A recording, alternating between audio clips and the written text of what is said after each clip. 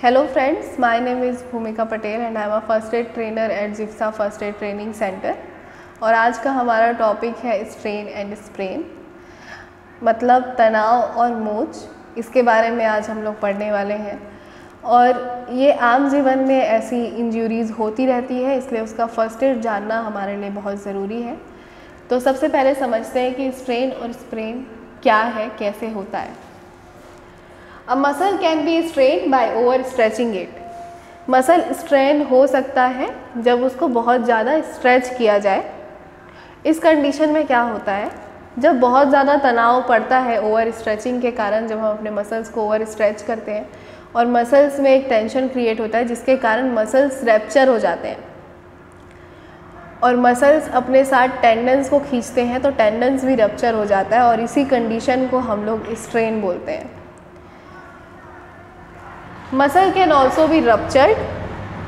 The muscle itself or the tendons is then torn. मतलब muscle rupture हो सकता है और मसल और टेंडन्स दोनों फट सकते हैं स्ट्रेन के कंडीशन में।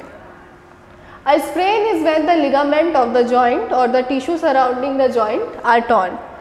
अब स्प्रेन मोच किसको कहा जाता है, जब लिगामेंट जो प्रेजेंट है हमारे जॉइंट्स में, जो हड्डी से हड्डी को जोड़ के रखता है, वो टिशू या जॉइंट के सराउंडिंग जो टिशू है वो क्या हो जाते हैं, फट जाते हैं। तो उस कंडीशन को हम लोग मोच बोलते हैं या स्प्रेन बोलते हैं। Cause of strain and sprain. Strain might happen as a result of a twist और sudden effort.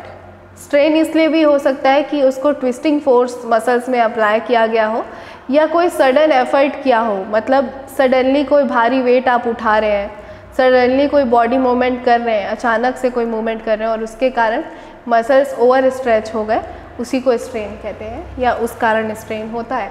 Like lifting a heavy object से स्ट्रेन के चांसेस होते हैं। Sprain might be caused by a sudden wrenching और twisting of a joint. Sprain इसलिए हो सकता है क्योंकि सडनली जो जॉइंट्स है उसको ट्विस्ट किया गया है या उस पर व्रेंच किया गया है, मतलब एक वायलेंट फोर्स अप्लाई किया गया है और इस कारण क्या हो जाता है, जॉइंट के जो लिगामेंट है वो फट जाते हैं, टॉर्न हो जाते हैं, तो उसी को हम लोग स्प्रेन बोलते हैं। Ankle sprains are quite common example. जो एंकल का स्प्रेन है वो एक कॉमन एग्जाम्पल है स्प्रेन का। What do I see and inquire? आपको क्या देखने के लिए मिलेगा कि आप समझ पाएंगे ये स्ट्रेन या स्प्रेन है, क्या सिम्टम्स आपको देखने के लिए मिलेंगे। तो अगर कंडीशन है स्ट्रेन की तो हमको क्या देखने के लिए मिलेगा, तनाव के कंडीशन में हमको क्या देखने के लिए मिलेगा। Pain in the affected muscles, जहाँ पे के मसल्स रप्चर हुए हैं या जहाँ के मसल को तनाव हुआ है वहाँ पे क्या होगा, पेन होगा, स्वेलिंग होगी, ब्रूइशिंग होगा। ब्रूइशिंग का मतलब कलर चेंज आपको वहाँ पे देखने के लिए मिलेगा और लॉस ऑफ मूवमेंट हो जाएगा, क्योंकि हम लोग जानते हैं कि हमारे सारे वॉल्यूंट्री मूवमेंट के लिए हमारा मसल रिस्पॉन्सिबल है। तो जब वो टॉर्न हो जाता है तो उस कंडीशन में लॉस ऑफ मूवमेंट होता है। तो ये चीज़ें देख के हम पहचान सकते हैं कि ये स्ट्रेन है। अभी स्ट्रेन को कैसे हम डायग्नोस कर पाएंगे कि ये स्प्रेन है, तो the casualty complains of pain around the affected joint. जो जॉइंट में मोच आया है उसके अराउंड में उसको पेन होगा। The casualty reports having felt sudden sharp pain. जहाँ पे उसको पेन हो रहा है वहाँ उसको सडनली चुभने वाला पेन जॉइंट के आसपास के मसल्स में फील होगा।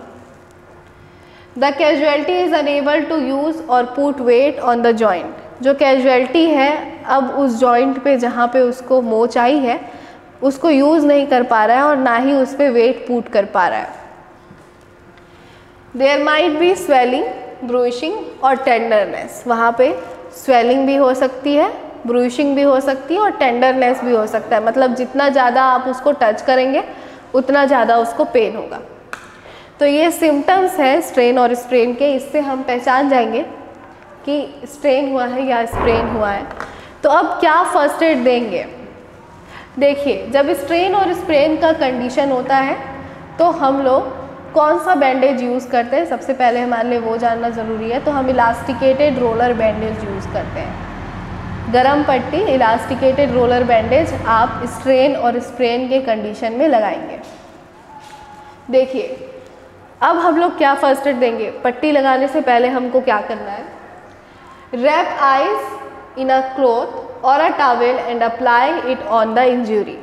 आपको आइस को किसी टॉवेल में या किसी कपड़े में लपेटना है और उसको इंजरी में अप्लाई करना है। मतलब कोल्ड कंप्रेस बना रहे हैं हम लोग, कोल्ड मैनेजमेंट दे रहे हैं, क्योंकि पेन रिलीफ करना है। विक्टिम को पेन हो रहा है तो हम पेन रिलीफ करना चाहते हैं, इसलिए क्योंकि सडन इंजरी है तो हम लोग उसमें कोल्ड थेरेपी देंगे।